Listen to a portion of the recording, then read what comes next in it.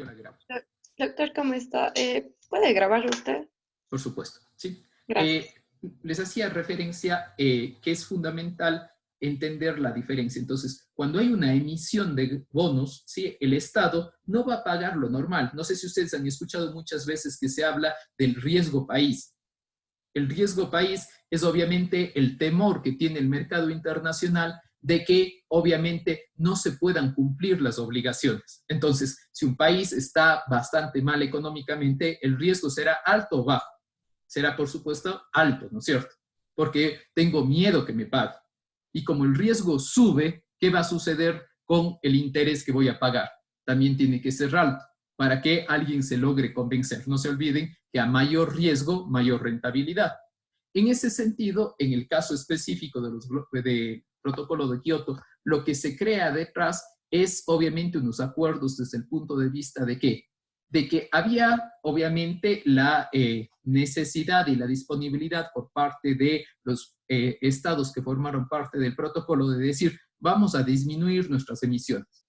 Y la forma de disminuir las emisiones venían a través de dos formas. Uno, dejaba de contaminar, que era obviamente lo más lógico, por ejemplo, cambiaba mi maquinaria, etcétera, situación que era muy difícil para muchos estados porque estaban en un proceso de industrialización bastante alto, ¿sí? Y la otra posibilidad que era canjear a través de bonos. Es decir, si yo contamino 100, me compro unos bonos de 100, con lo cual, obviamente, purgo esa deuda y en teoría tendría emisiones cero.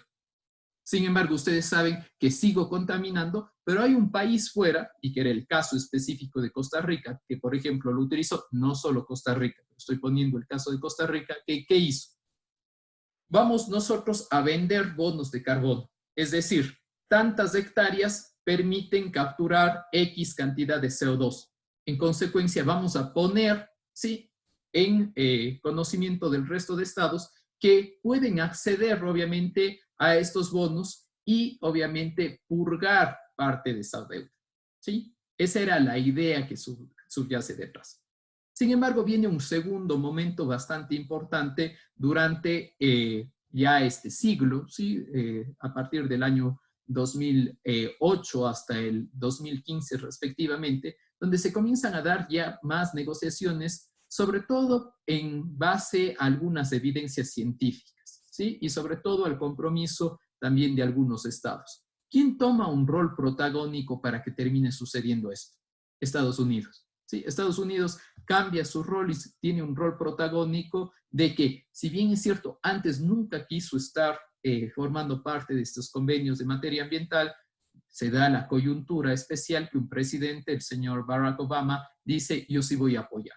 ¿Sí? Y aquí sí es importante, sobre todo, no solamente para el derecho ambiental, sino para el derecho internacional en general, y ustedes lo deben recordar, que usualmente Estados Unidos ha sido partícipe de las conferencias, sin embargo, no necesariamente suscriptor y posterior ratificador de las mismas. ¿Sí?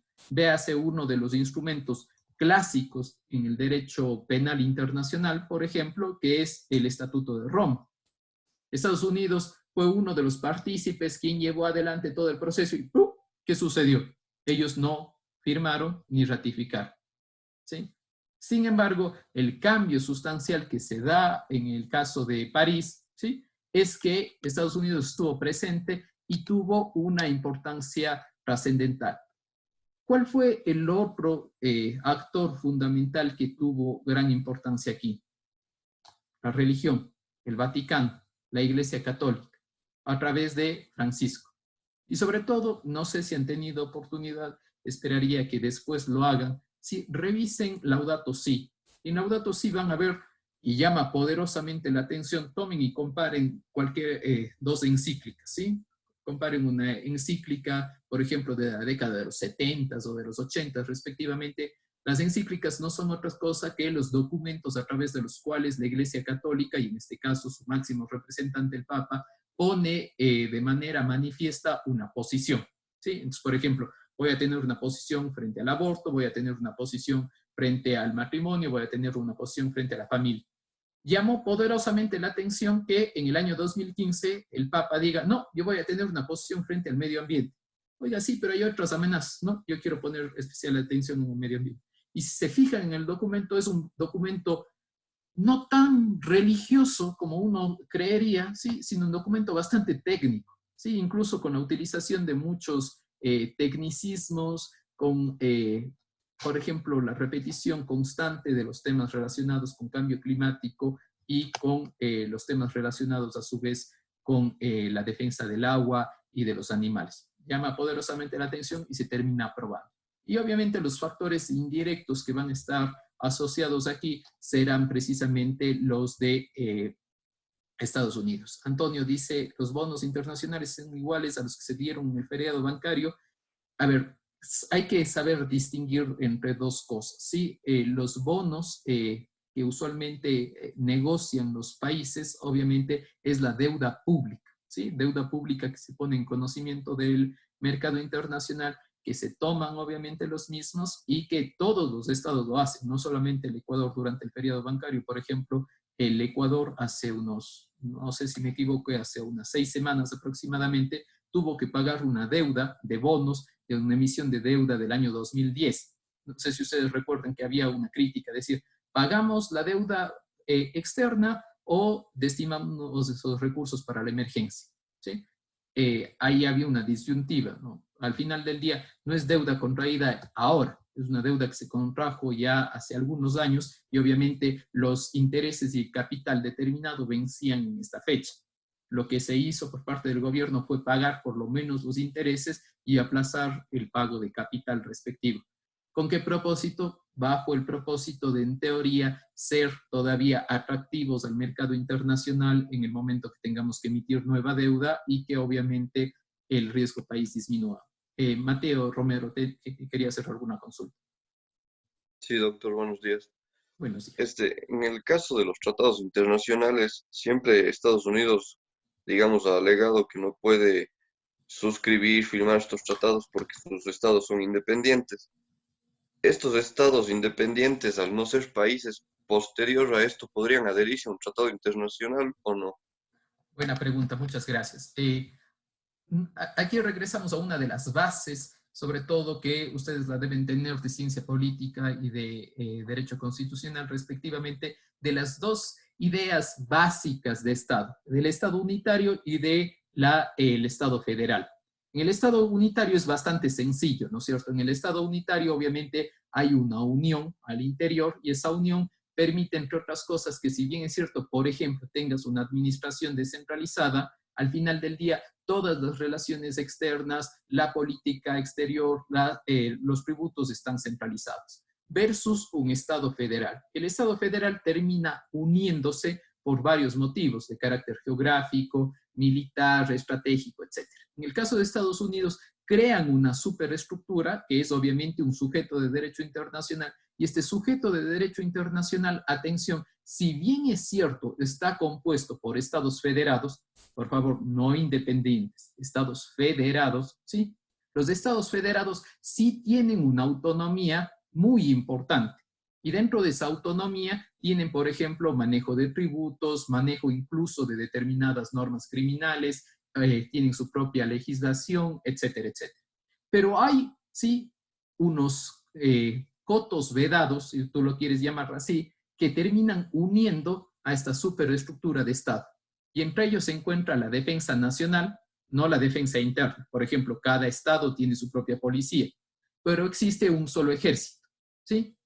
Y la capacidad de relacionarse con otros sujetos de derecho internacional que viene de la mano de la política exterior, esa solamente le corresponde en el plano exterior, ¿sí? Lo que sí terminó sucediendo, atención, y es buena la pregunta, ¿sí? Cuando el presidente Trump, en cambio, dice, no, vamos a denunciar el tratado, ¿sí? Y denuncian el tratado, lo que sí termina sucediendo es que muchos estados y muchos gobernadores, sobre todo demócratas y algunos republicanos, dicen, no, nosotros sí estamos con un compromiso con el clima. Y que si bien es cierto, nuestro estado, ¿sí? Estados Unidos de América, puede no cumplir los compromisos, nosotros vamos a generar normativa interna con el propósito de adecuar esas situaciones para el cumplimiento de sus grandes objetivos. Eso sí ha sucedido. Por eso hay de nuevo regresamos a a nuestro entorno y a lo que ha sucedido, por ejemplo, en el caso ecuatoriano, con la pandemia. No sé si ustedes tienen conocimiento que un sector importante de la población en Guayaquil, académicos, políticos, empresarios, ellos siempre tienen una gran aspiración de que Guayaquil sea un estado independiente. ¿Sí? Siempre hablan de Guayaquil independiente y ahora incluso han sonado nuevamente las voces de un estado federal, porque ellos argumentan que no ha habido una atención especial dentro de la pandemia a la ciudad de Guayaquil y que ellos aportan mucho y que lo que deberían tener es sus propias rentas con el propósito de salir adelante. Sí, eso es una gran discusión. No obstante, no se olviden ustedes que dentro de la organización territorial del Estado ecuatoriano, nosotros sí tenemos un híbrido, ¿sí? Y ese híbrido se llaman regiones, regiones autónomas. Pero las regiones autónomas, ustedes muy bien lo conocen, ¿sí? Están reconocidas en la Constitución y en el COTAD, pero no se han creado todavía. Y no se han creado todavía porque no ha habido voluntad política. Y para poder empatar, ¿sí? En la parte ambiental, precisamente las regiones, por ejemplo, se encargan también de materia, se deberían encargar de materia ambiental y de la gestión de cuencas en general, ¿sí? El segundo tema que revisamos esta semana en las cápsulas fue relacionado con la opinión consultiva 23 de la Corte Interamericana de Derechos Humanos y también el caso contencioso respectivamente. Son dos cosas, yo creo que muy novedosas, bastante nuevas y que les debería llamar la atención a ustedes porque estamos hablando del año 2017 inicios del 20, en menos de 3 años, el sistema interamericano de derechos humanos ha cambiado totalmente su posición en relación con el medio ambiente, ¿sí?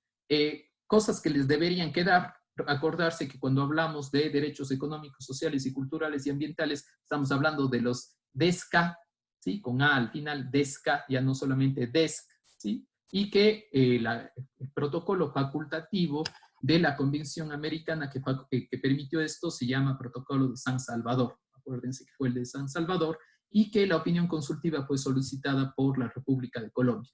¿Por qué solicitó Colombia? Ya les había contado, solicitó precisamente porque ellos consideraban que el entorno, ¿sí? Dentro de Colombia es muy particular. Me refiero de manera específica al entorno del Caribe, ¿sí?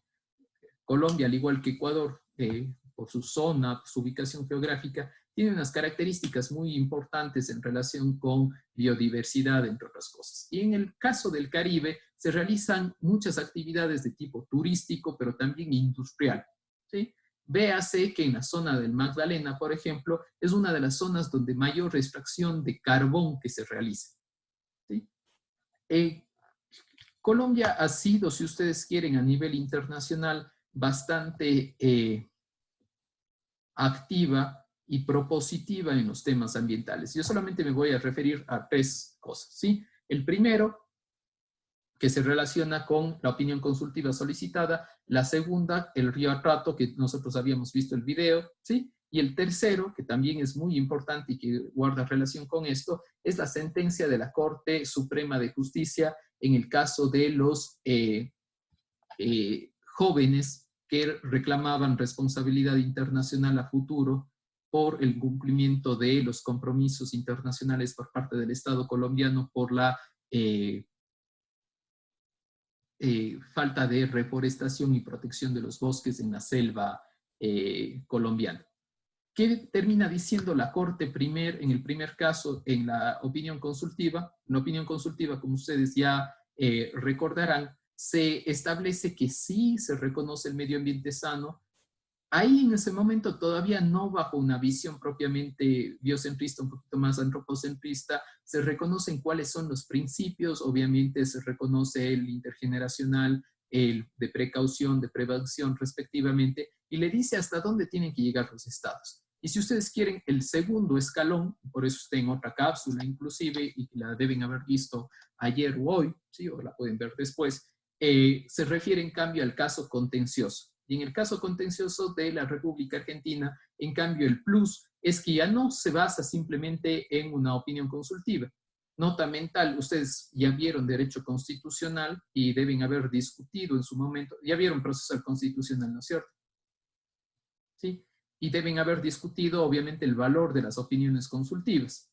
Muestra de ello, en el caso ecuatoriano específicamente, en atención al bloque de constitucionalidad, etcétera, hubo gran revuelo en su momento respecto de la aplicación o no de la opinión consultiva sobre matrimonio igualitario, de tal suerte que ustedes saben que se terminó aplicando con unas posiciones bastante diversas por parte de los señores jueces, bastante dividida, pero se terminó aplicando. Pamela, me quería preguntar algo. Sí, doctor, ¿cómo está? Buenos días. Tenía Buenos dos días. preguntas respecto a este caso. Y Ujú. era, primero, en que dentro de esta decisión de la Corte se decía que en sí era más bien una decisión que estaba enfocada hacia la población indígena, pero en sí, si los derechos son para todos, como se establecía lo que es el derecho al agua, el derecho al medio ambiente sano, eh, entonces, ¿por qué también no se trata como a nivel total, sino más bien solo se centra en la población indígena? Y como segunda pregunta era que justo usted en el video nos hablaba de que se tenía ya al medio ambiente sano más de una visión biocéntrica. Entonces, ¿cómo podemos evidenciar esta posición biocéntrica en esta decisión de la Corte? Eso, doctor, más que nada. Muchas gracias. Comienzo por la segunda parte. ¿Por qué? Porque para poder identificar, ustedes ya poco a poco lo van a ir viendo, es fácil. Cuando hay una posición mucho más biocéntrica, los tribunales, las altas cortes, se refieren a la protección per se de la biodiversidad, a la protección per se de la naturaleza. En cambio, una posición antropocéntrica dice, es necesario proteger al río porque garantiza la salud de los individuos. Estoy diciendo, sí, vamos a proteger el río, pero porque me beneficia a mí. Voy a proteger la contaminación de la chimenea y de la caldera porque te puede causar problemas a la salud.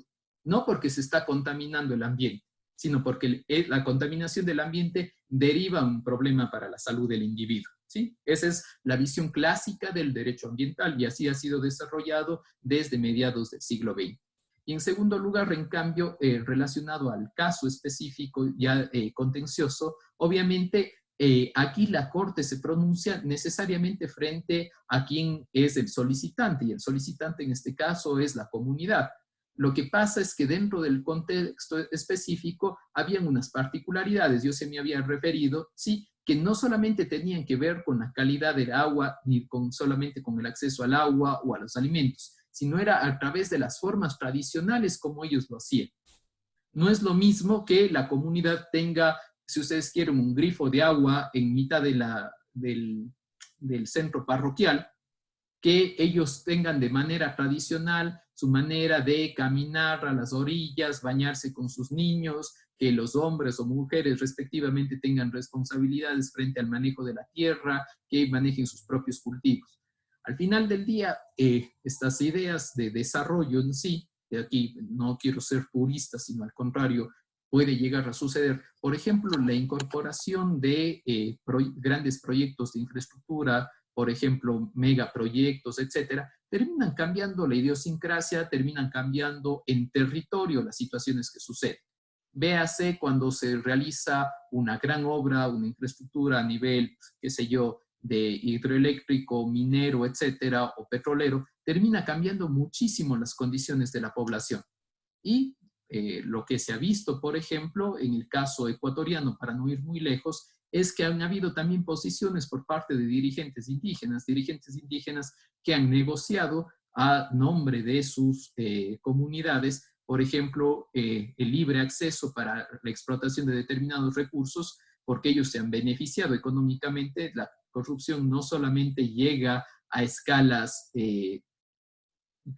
empresariales, estatales, la corrupción también se da en el día a día y también los dirigentes muchas veces incurren en temas de corrupción y las comunidades quedan perjudicadas. No estoy diciendo de todas, pero han habido casos en los cuales han ocurrido eso, que falsos dirigentes o dirigentes sin escrúpulos han terminado negociando a nombre de otros, cuando al final del día lo que se busca detrás es que todos logren participar. Leslie dice, ¿cuál es la diferencia entre biocentrismo y ecocentrismo? Pues existen doctrinarios que usan, muchas gracias. A ver, cuando estamos hablando de ecocentrismo, estamos hablando del ecosistema como tal. Cuando hablamos de biocentrismo, hablamos más de la vida y de la biodiversidad como tal, ¿sí? Es decir, el ecocentrismo hace una referencia mucho más amplia al ecosistema, ¿sí? Ecosistema, ¿qué quiere decir? Ecosistema, como ustedes recordarán, es donde se realizan las interacciones de la vida. Interacciones que pueden ser obviamente a nivel vegetal, a nivel animal, obviamente también con el individuo, ¿sí? En cambio, una posición biocentrista hace mucho más referencia a los temas relacionados con la biodiversidad, ¿sí? No sé si con eso contesté su pregunta. Jocelyn tiene una pregunta. Sí, doctor, le quería preguntar hasta qué punto podríamos ver como que el biocentrismo sea un avance. ¿No podría ser, digamos, mejor que se tomaran ambas visiones, la antropocéntrica y la biocéntrica, para que o sea, porque de todas formas, así usted lo vea por el sentido de que la naturaleza tiene derechos en sí, de todas formas tiene que ser obligación por el caso de los gobiernos que no tienen esa visión. Por ejemplo, los gobiernos como Estados Unidos que no tienen ese tipo de pueblos y nacionalidades indígenas como nosotros, que tienen esa visión y que por eso lo defienden. Entonces, ¿no sería mejor que se juntaran, digamos, ambas visiones para que abarque, digamos, a más países y de todas formas se protegería mejor? Gracias por la pregunta. Primera cosa, una aclaración. Sí tienen pueblos y nacionalidades indígenas. Es más, les invito a leer, hay un libro bastante bueno que permite entender eso, que es de Grisham. ¿Se acuerdan que habíamos hablado algún momento de la apelación y tal?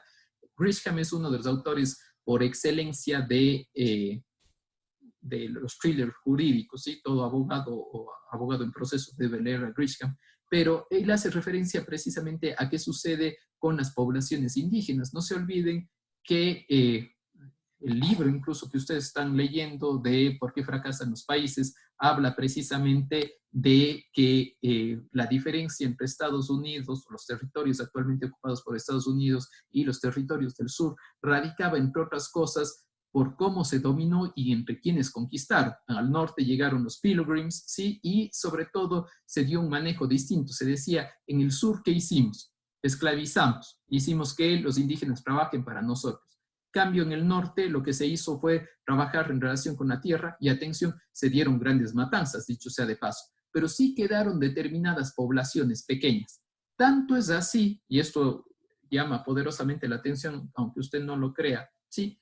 Que parte del concepto de los derechos de la naturaleza, es decir, la esencia de los derechos de la naturaleza, no son desarrollados en Ecuador, ni son desarrollados en Bolivia, ni son desarrollados en Uruguay por Galeano, son desarrollados en Estados Unidos, por fundaciones que buscan, entre otras cosas, la protección de los landmarks de los pueblos y nacionalidades indígenas. ¿Qué pasa con los pueblos y nacionalidades indígenas en Estados Unidos? Ellos tienen unas particularidades especiales que, precisamente por los derechos colectivos, hay, si usted quiere, entre comillas, una compensación de lo que ellos han sufrido y les permiten, al tener obviamente dentro de un Estado federal, la posibilidad de que ellos dentro de sus territorios tengan una jurisdicción especial. Tanto es así, por ejemplo, solo una cosa para poder graficar y que ustedes lo entiendan claramente, ¿sí? ¿Qué sucede con los casinos? Por ejemplo, en el caso de los casinos están usualmente en poblaciones de territorios indígenas. Usted va a kilómetros y medio de la nada hay un casino. ¿Y quiénes son los regentes? Pueblos indígenas asociados. ¿Por qué? Porque ellos permiten tener ciertos privilegios, ¿sí? Entonces, sí hay obviamente una protección especial. Ellos sí han tenido una relación especial con los ríos. Por ejemplo, hay un caso específico en Phoenix, precisamente donde se maneja eso. Han habido muchos procesos en Estados Unidos, si bien es cierto, no les han dado la razón al 100%, pero sí se discuten los derechos de la naturaleza. Y en la primera parte, en cambio de la pregunta, ¿por qué no se unen para poder abarcar más? Porque son dos categorías distintas, ¿sí? El derecho ambiental puro y duro, por ejemplo, que se ve en Estados Unidos, va más relacionado con la propiedad, ¿sí? Es decir, la propiedad es un derecho reconocido en la Constitución, pero tiene sus límites. Al igual que nosotros, en nuestro caso, ustedes han leído en repetidas ocasiones nuestra Constitución, dice, la Constitución se reconoce, la propiedad se reconoce en el Ecuador en tanto y en cuanto se tenga presente la función social y ambiental. Y la función ambiental es una limitación también al derecho de los ciudadanos. Hay un caso particular, recuerden que estamos hablando del common law, y en Estados Unidos hay un caso de inicios del siglo XX, donde se habla precisamente, donde la Suprema Corte puso un límite al concepto de propiedad en Estados Unidos. Y lo que dijo la Suprema Corte, dijo, atención, si bien es cierto, sí, usted tiene el derecho de propiedad, el derecho de propiedad no es ilimitado. El derecho de propiedad sí es limitado. ¿Y cómo lo limito el derecho a la propiedad? Por ejemplo, en materia ambiental.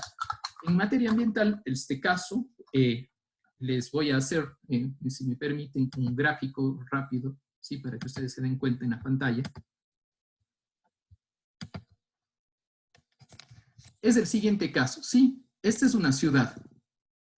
Y en esta ciudad, sí, no sé si ustedes se han fijado, en Estados Unidos usualmente hay grandes suburbios que van haciendo con urbanizaciones. Lo que terminó pasando en este caso específico es que unos señores tenían un gran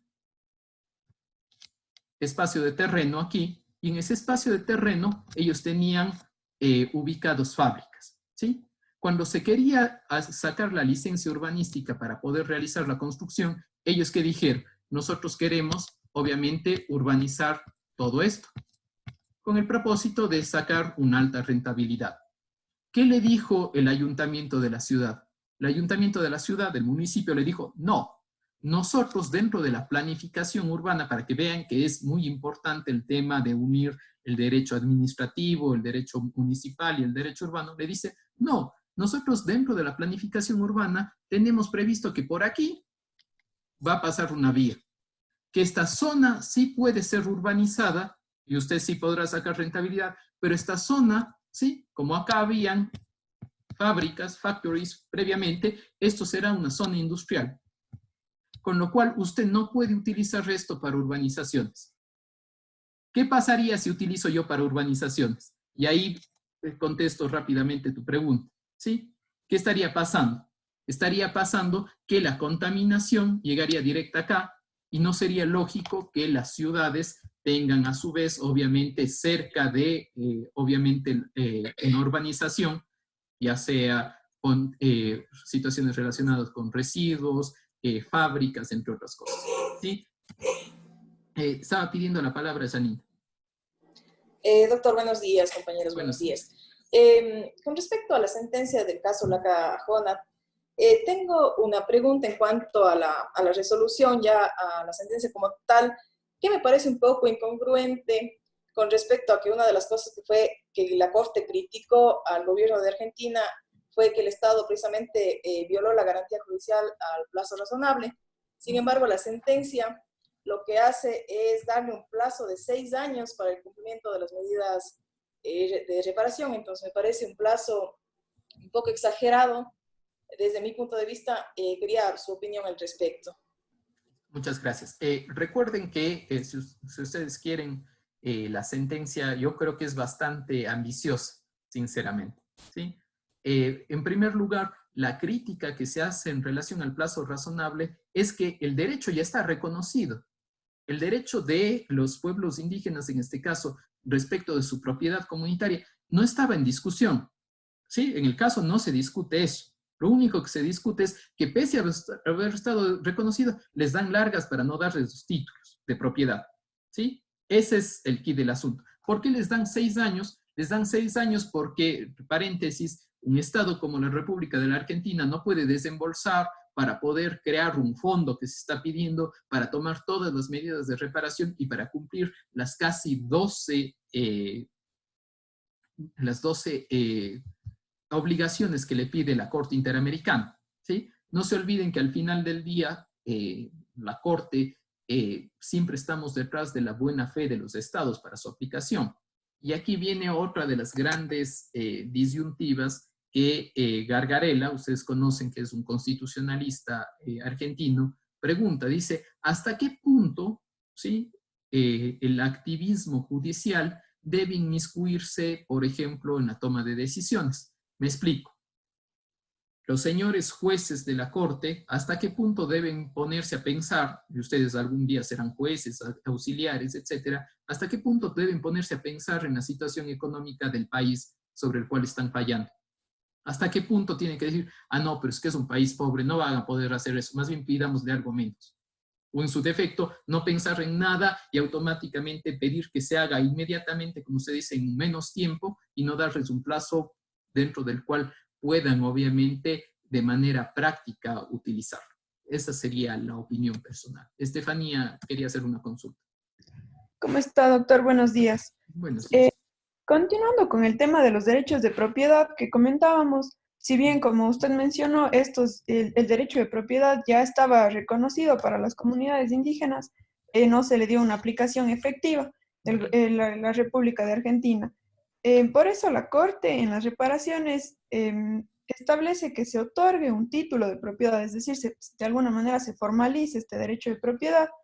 Yo quería consultarle esta sentencia y en específico esta obligación ya se aplicaría directamente, es decir, sería constitutiva de derechos de manera directa en la República de Argentina, o quizás deberán desarrollarse procesos administrativos, yo qué sé, normativos, legislativos, internos para que se pueda aplicar. Gracias por la pregunta. Recuerden que, de nuevo, no estaba en discusión si tenían propiedad o no. Simplemente le está diciendo, dale el título. Tú mismo, República Argentina, le reconociste hace N cantidad de años. Lo único que te estoy pidiendo este rato es que vayas directamente con tu estado federal, porque tienen estados federados, sí, y vean cómo hacen la escritura, para poderle entregar una escritura y en un acto simbólico se haga la entrega de los títulos. Porque tú como Estado, si bien es cierto, ya cumpliste tu responsabilidad de reconocerles por ser vulnerables, por haber tenido una presencia del siglo XVI, etcétera, sí, les sigues dando largas y no les das el título. Y esto que ha ocasionado, como ustedes conocen, que los criollos por su parte se vayan adueñando de parte del territorio. Y se vayan adueñando de parte del territorio y que ejerzan una presión sobre todo a nivel de las situaciones, por ejemplo, de agricultura, de ganadería, de cambio de modos de vida y por supuesto de contaminación. Kevin, quería preguntar algo. Buenos días, doctor. Buenos días. Sí, mi pregunta iba dirigida más, por ejemplo, mucho se habla dentro de la sentencia de la consulta previa en cuanto al puente transfronterizo que se hace dentro de la provincia de Salta. ¿Cuáles son los parámetros que desarrolla la Corte Interamericana para la consulta previa? Supongo que debe existir una consulta, una opinión consultiva o una sentencia ya de la Corte que se basa en estos parámetros. Y mi otra pregunta es, ¿qué repercusiones va a tener a nivel de los países que son suscriptores de la Corte y de la Convención esta sentencia, debido a que si bien hay algunos países que tienen legislaciones ambientales y a partir de esta sentencia, ¿cuáles van a ser los cambios normativos que pueden sufrir algunos países? Muchas gracias. En primer lugar, sí existen unos parámetros y los parámetros están establecidos en la sentencia Saramaca y en la sentencia precisamente Sarayaku del caso ecuatoriano, ¿sí? Es más, usted ya me adelanta algo que les iba a comentar, que las personas que no realizaron el curso en la Universidad de Chile sobre cambio climático, que era el componente de parte de la nota de primer interciclo, van a tener que hacer un análisis precisamente del caso Sarayaku, ¿sí? Bajo los parámetros que tenemos. Es un caso bastante simpático y muy interesante. Que entre otras cosas, precisamente como su nombre lo indica, Kevin, quiere decir que tiene que ser previa. No puede ser una vez que yo ya, por ejemplo, negociado derechos, entre otras cosas, tiene que ser participativa, tiene que ser en su lenguaje, tiene que ser en buena fe, tienen que llegarse a acuerdos, tratarse de escuchar la participación de todos. Por ejemplo, entre otras cosas, se refiere a las situaciones relacionadas que son a veces muy criticadas, que realmente participen todos y no solamente los dirigentes. De nuevo, a lo que yo hacía la crítica en su momento, a veces ciertos dirigentes terminan negociando a nombre de la comunidad, toman a veces dinero, bienes, etcétera, y huyen. Y después, obviamente, el Estado dice, no, es que yo ya tengo el consentimiento. Y otro de los temas fundamentales que no hay que confundirse aquí es que siempre tiene que ser realizada por el Estado. El problema que siempre ha existido es que, de manera equivocada, por obvias razones, los estados, ¿sí? Y en el caso ecuatoriano se ha equivocado en algunas ocasiones, lo terminan haciendo las empresas concesionarias. ¿Qué pasa si hace todo el proceso la empresa concesionaria? No sirvió, ¿sí? No hay consulta, porque tiene que hacerla el Estado y tiene que hacerla previamente. Aquí, dos cositas. Simplemente, ustedes recordarán que el año pasado, estoy hablando del año 2019 y el año 2018 respectivamente, año de 2018 tuvimos un caso emblemático a nivel del Ecuador en consulta previa, que fue el caso Río Blanco, y en el 2019 tuvimos el caso emblemático, en cambio, de los Huaoranes, del bloque 12. Y ahí, ¿qué pasó? Precisamente, Kevin, que no se cumplió la consulta. Y como no se cumplió la consulta, ¿qué pasa? Se tiene que hacer la consulta. Emilia, ¿tiene alguna pregunta? Sí, doctor. Bueno, mi pregunta era más de la cápsula que nos puso del abogado César Ipenza sobre cuál fue, o sea, qué incidencia tuvo este tratado de cooperación amazónica en todo lo que fueron los incendios en la Amazonía.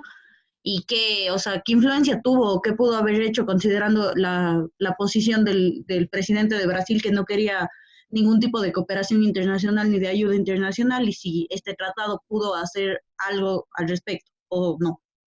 Perfecto, muchas gracias. Es muy buena la pregunta, porque efectivamente lo que dijo en su momento el señor Bolsonaro, dijo, a ver, atención, este es un incendio que sucede en mi territorio y y ya que sucede en mi territorio, obviamente me tengo que pronunciar yo. Dicho sea de paso, yo no quisiera nunca, y por eso siempre voy a intentar ser lo más objetivo posible, no hay que llegar a ciertos simplismos, por ejemplo, en el caso de los incendios.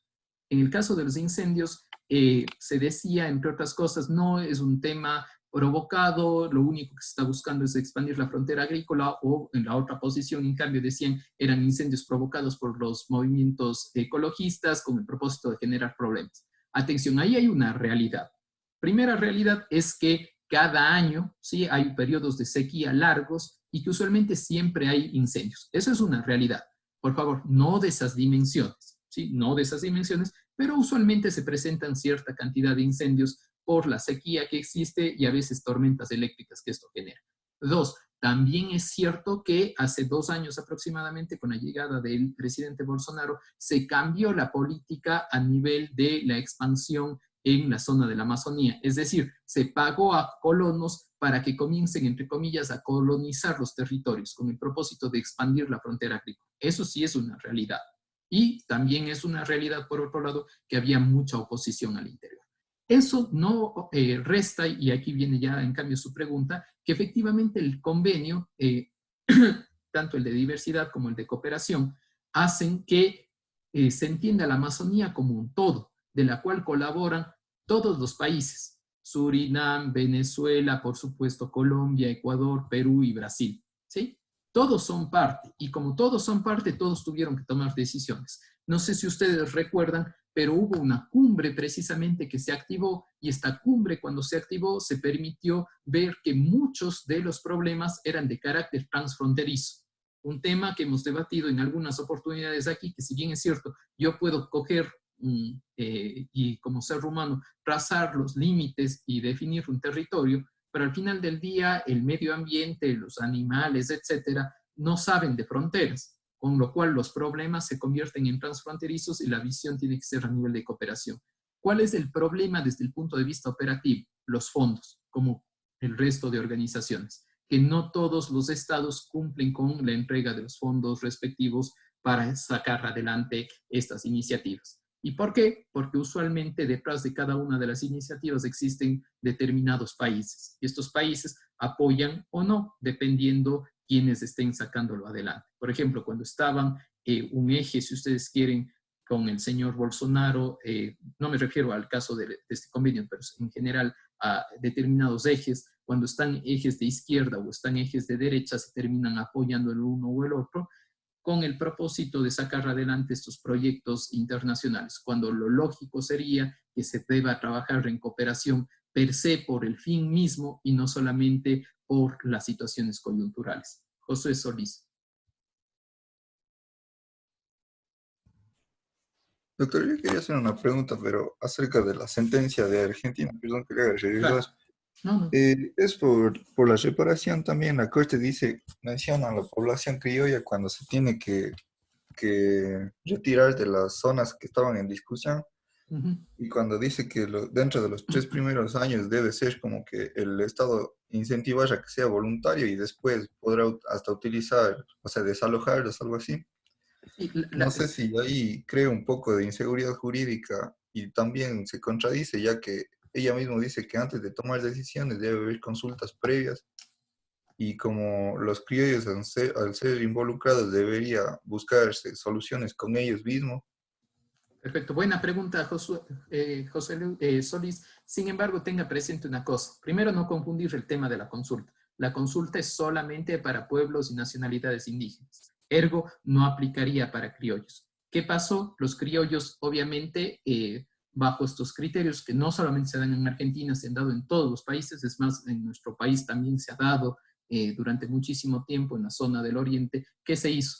Que los colonos se les incentive para que vayan a determinadas zonas que no estaban exploradas.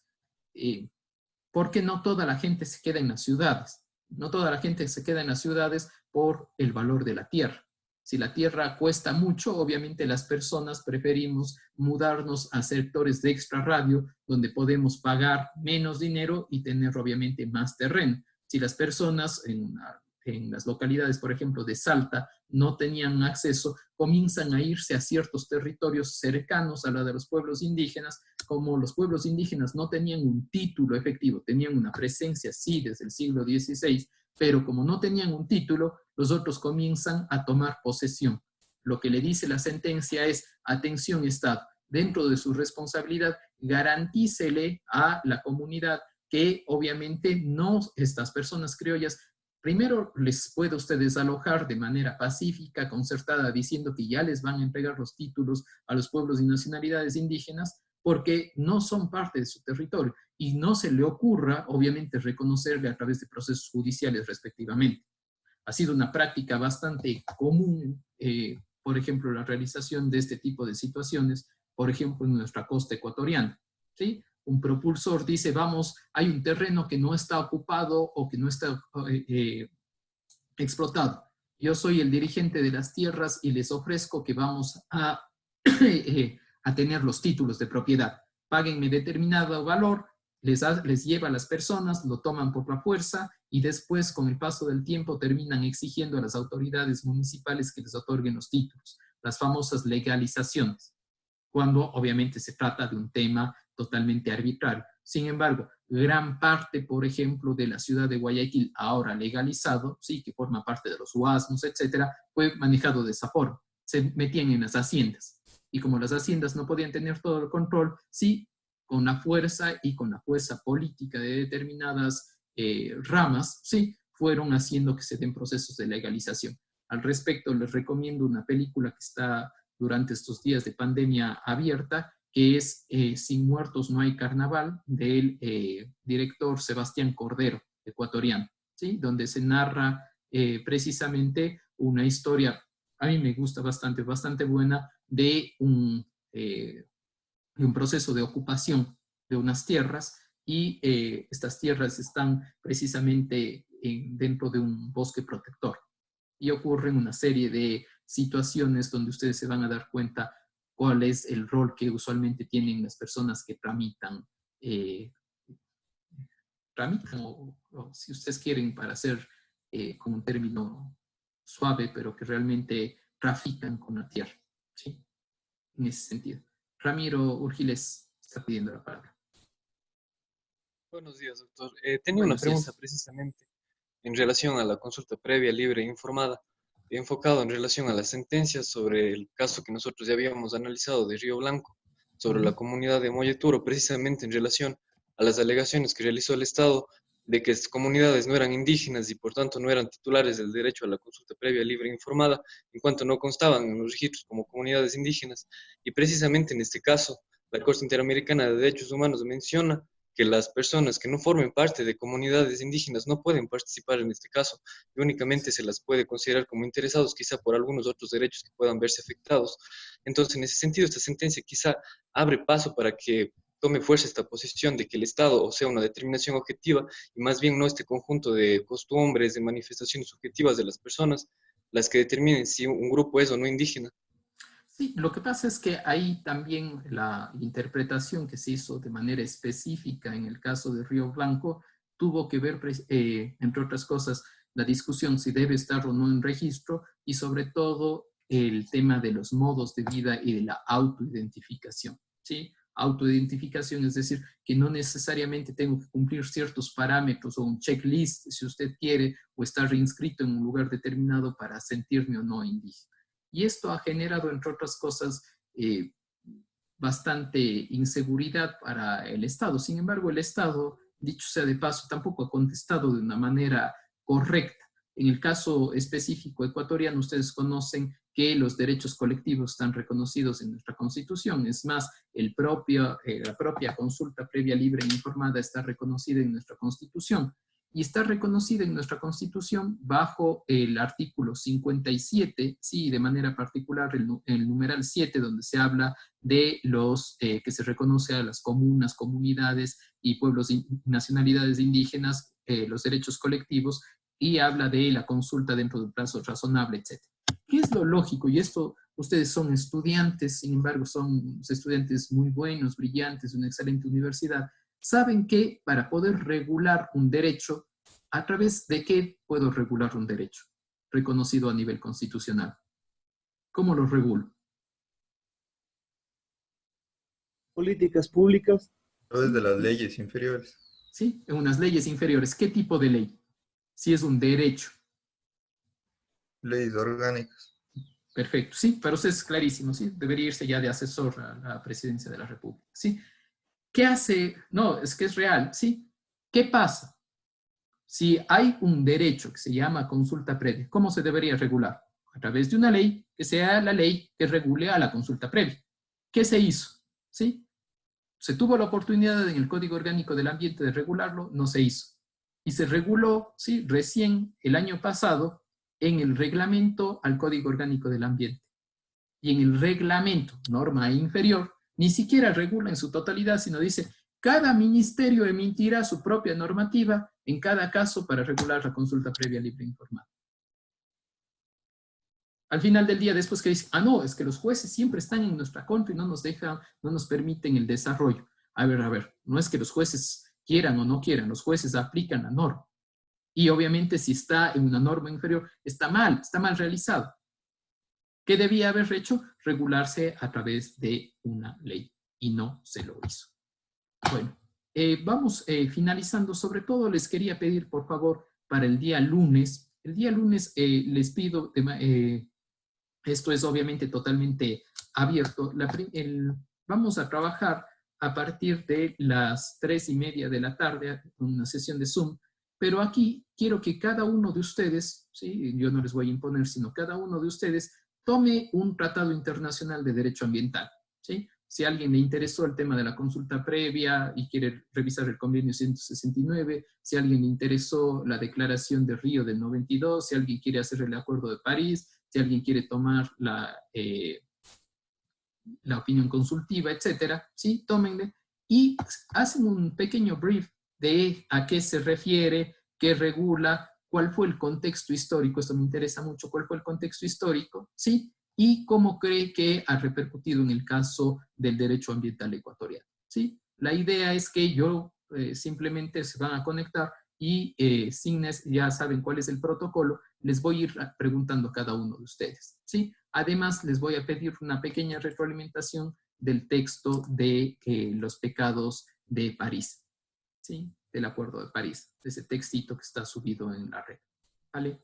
Eso sería por el día de hoy que vamos a trabajar. Michelle, por favor, estaba levantando la mano. Doctor, ¿tenía entendido que este lunes es el control de lectura o estoy mal? Tiene toda la razón, ¿sí? Gracias, Michelle.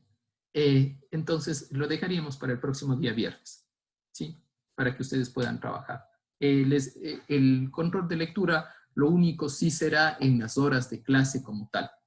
Sí será en la hora de clases como tal, con el propósito que ustedes van.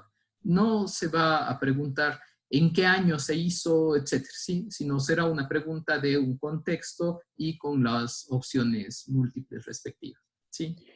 Doctor, Sí. ¿y es por ley virtual o por qué plataforma vamos a hacer el control? Voy a intentar hacerlo a través de la e-virtual, ¿sí? Para que lo puedan realizar, ¿sí? Si hay algún problema con el e-virtual y que no esté funcionando, yo les notifico antes para que lo hagamos en el Forms, ¿sí? Pero no sé, yo creo que el Forms corre más rápido. Ya voy a ver cuál sea mucho más efectivo para ustedes para que lo puedan hacer, ¿sí? Eso sería por el día de hoy. No sé si hay alguna duda, alguna consulta extra, si no ya nos despediríamos. Bueno, muchas gracias, chicos y chicas. Sobre todo, si bien es cierto, se graban las clases, sí les incentivo a el resto de compañeros y que les comuniquen al resto de compañeros que sobre todo traten de participar en este tipo de sesiones porque creo que sirven para aclarar dudas, ¿sí? Aclaramos dudas, hacemos obviamente retroalimentaciones que creo que van a ser necesarias para los momentos de estudio. Aclarar que en el Google Classroom están todos los documentos depurados de lectura con las páginas específicas y que aquellos documentos que consideraba que solamente eran ya no obligatorios, sino sobre todo de referencia adicional, les retiré para que no haya confusiones, ¿sí? Entonces solamente está el material específico. Listo. Un cordial saludo, que estén muy bien. Hasta luego. Gracias, doctor. Hasta luego, doctor. Hasta luego.